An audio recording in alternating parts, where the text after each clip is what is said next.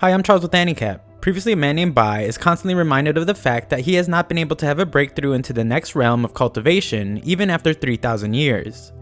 He demonstrates his strength though and is asked by a princess named Wei to help investigate the strange happenings in her kingdom.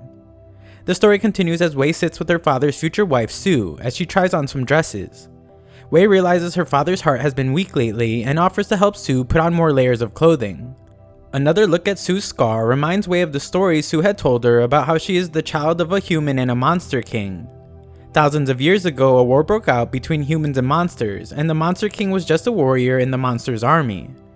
The monster king impregnated a woman and wanted to kill the child, which was Su. She was able to survive, but her mother had to sacrifice her life in order to do so.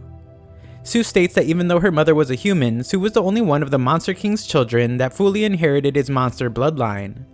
This is why the Monster King wants her back and why he framed her for the zombie chaos.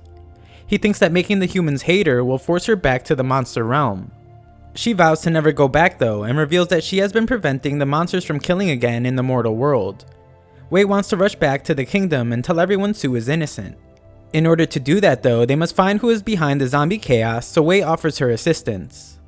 Elsewhere, Sima is informed that the worship ceremony was arranged as he had ordered, and we see that it means the children being sacrificed are in the correct order. They have been given enough drugs to be unconscious until the ceremony, but when the guards leave, Bai transforms back into himself and wakes them up. The worship ceremony begins as Sima asks for the ancestors to help the emperor marry Su, and everyone takes their place. A platform that is supposed to be holding the children for sacrifice is raised, but Sima is shocked to find that they are missing. They appear nearby along with Bai and celebrate the arrival of the Emperor's bride. She announces her desire to marry the king and demands that Sima tell the Monster King that she will not be returning to him. Sima explains that his plan is still in effect and the humans will soon hate her since no matter what she does, she will always be a monster. However, Bai is able to determine that Sima is actually someone named Chewy, a tree monster whose mother was killed by Bai. Chewy then reveals his true form, shocking everyone, and vows to avenge his mother. Su begs that Chewy stop since he is no match against Bai, but Chewy knows that Bai is still only in the beginner realm and begins his attack. Bai explains that he had planned to let Chewy go free, but after being spit on, decides to defeat him instead. Bai proves that he is serious when his attack easily turns the tree monster into several pieces of furniture. Chewy, who is now a chair, asks to be finished off, but Bai wants to know if he was responsible for the bloodthirsty spell in the tombs. Chewy explains that the old emperor wanted to be revived and before his death, planned to have his own people sacrificed. He states that the humans are just as bad as monsters and questions why Su has chosen their side. Su explains that she hasn't chosen a side and just wants to stop the war. Chewy then explains that the spell doesn't require the children to be sacrificed, and using Su's blood that descends from the ancestors' blood of Dragon Ball is another way to activate it. The spell is then activated from the rose with Su's blood on it, and the trio determine that it's time for Plan B. Bai exposes the spell and explains that Su is the only one who can go in to stop it. It's a vicious spell that is even forbidden by demons that establishes a bond with the people within 100 miles. If the spell is broken, the bond will break and harm the people. The plan was for Bai to rescue the children and for Wei to capture the culprit, but if the spell was activated, then they planned to break the spell with force. However, this meant that at least 10,000 people would die. Bai explains that since Wei has inherited the blood of Dragon Ball, she can cut off the bond with no harm to the people. However, this means that the ancestor will suck her blood, perhaps killing her, and use it to revive himself. Down in the temple, the ancestor is glad to see that Wei has come to revive him, and explains that the zombies were simply a sacrifice to help him become immortal. Wei can't believe how terrible the ancestor's actions are and attempts to break the spell. The ancestor reveals that he doesn't care about the bond with the people anymore since he now has her blood of Dragon Ball to feast on. Wei successfully ends the spell and Bai jumps down to help, but the ancestor has taken her blood already. The ancestor explains how he has used the blood to reach the highest realm, and Wei states how they can't let him get away and must be killed. Bai isn't worried one bit though, and the ancestor explains that he can tell that Bai is still in the beginning realm. Of course, the ancestor is stunned when Bai displays just how powerful he is and questions how that can be. Bai doesn't waste his time answering though and just tosses the ancestor around like a doll. The ancestor apologizes and explains that he no longer wants to be revived. Bai wants to show him a secret martial art of the blood sector first and uses the broken bone punch. Bai puts the ancestor back in his coffin and goes to comfort Wei. Wei wants the Imperial Temple burned and so Bai sets it ablaze. Afterwards, the damage is being cleaned up and Bai has a memory from his past. He was surrounded by monsters as a child when a man appeared to invite him on the path of cultivation. In the present, Bai explains to Ling that he is responsible for the trouble since he hasn't taken the wrong souls away. Ling explains that Bai's soul is still a top priority, but heads into the temple to take care of the wrong souls. Su arrives to say that Wei will be fine thanks to her blood of Dragon Ball, and we see that Wei tastes it to find that there isn't much special about it. Su had explained the legend where a goddess and the immortal dragon fell in love and gave birth to a daughter.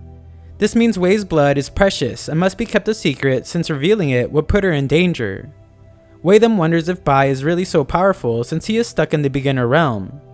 Su explains that Bai is very unique, and even though he is in the beginner realm, Bai is respected by cultivators and demons as a sword master. He keeps the order, and if it wasn't for him, the entire realm would be in chaos. Elsewhere, Ling explains to Bai that being reincarnated isn't so bad and urges him to stop resisting his fate. Bai wants an extension on his life as he is not ready to be reincarnated, and explains that he is close to breaking through to the next realm. Ling laughs at how Bai has been saying the same thing for 3,000 years, and points out how there are only 2 days left on his 10-day life extension. Back at the kingdom, the emperor expresses his gratitude towards Bai for his help, and asks that he take care of his daughter from now on. Bai tries to get out of it, but the emperor explains that she just needs to be trained a bit, and their children will be able to protect the kingdom for a long time. Wei points out that she just needs training and not a husband. Bai explains that he can't since he will be traveling a lot, but Wei says she won't be much of a bother. Bai is still hesitant, and Wei wonders if he is just afraid that she will surpass him. Their bickering is stopped with a celebration dinner, and the two later find themselves in bed where Bai explains that she is probably better off without him since her blood can make her a target while traveling. Later, Bai is fighting a cloaked man, and we see that it is actually Ling who is there to explain that Bai's 10-day extension on his life has ended. Bai continues to beg for an extension just as a pearl is thrown into his mouth. Consuming it prolongs his life for another 4 years and 355 days, so Ling must leave. It was thanks to Su, but Bai complains about the bitter taste of the medicine. Su becomes upset, but Bai explains that the document Feng gave him earlier has probably already been translated and leaves.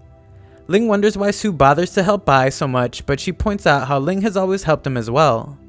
Elsewhere, Wei begs Yanzi to have Bai train her, but he explains that he doesn't make those decisions. After hearing how she wants to protect her people though, he agrees to help convince him, but explains that Bai is training currently and no one dares to bother him. Yanzi explains that there might be a way to see him though, and states how they have recently been attacked by thunder beasts. The repairs have left them with little money, and hints at how her buying something to take to him would help her cause. Wei agrees to send over a large sum the next day, and Yanzi gladly gives her a ride up the mountain. Bai is annoyed to see Wei and demands that all the elders leave since they're just there to hear gossip. Wei explains that they were carrying gifts for him, but he only cares about the partially translated document that Yanzi has brought. Bai asks that he leave, but is surprised to see that he has left Wei. That night, Bai explains that students will arrive the next day to take her down the mountain, but she states that she wants to stay and be a student. Bai turns his attention to the document, but notices that the translation is just as hard to read as the original. However, it turns out that Wei has experience interpreting inscriptions, and he asks her to translate the rest. He is impatient with her though, and she says that she might as well just go back to being an idle princess. Before she can leave, Bai stops her and agrees to make her his student. Later, Bai greets Wei, who he now calls his precious student, as she translates the scripture that holds the secret to his potential breakthrough. Some spilled soup enrages her, but Bai returns moments later to find that she has finished the translation. He can't read her writing though, so she explains that the writing records the existence of someone referred to as the Land Immortal. He is a person free of life and death, but the writing doesn't say anything about how Bai can reach the next realm. Bai can't believe that's all it says and assumes that Feng must not have copied everything on the stone scripture. He decides that he must go copy it himself and tells Wei to prepare for some training. Outside, they wait for their ride, and Feng arrives to explain that he rushed there immediately without even changing clothes first. He is shocked to hear that Bai wants to go to a place called the Great Desolation since he just came from there. Feng explains that he is no idiot and is sure he copied the stone tablet exactly. Bai convinces him to go by saying he may find a way for himself to reach a higher realm, and tells Wei that it will be her training. She is now hesitant since it sounds like a dangerous place, but Bai promises to protect her. The journey is a bit long and they encounter several exotic animals along the way. One of them is actually quite ferocious, but Feng takes care of it easily. He isn't humble about it or how he passed the Immortal's test. Bai points out that his Immortal test was less severe since he has not done much evil, and those that have done worse things have a more difficult test, sometimes even resulting in the Immortals killing them. They finally arrive at where Feng thinks the tablet was, but there is nothing there but sand. Wei finds a cute set of eyes, but Bai must save her when it turns out to be a vicious monster. Feng kills it but must be asked by Bai to roll in the sand since he now stinks.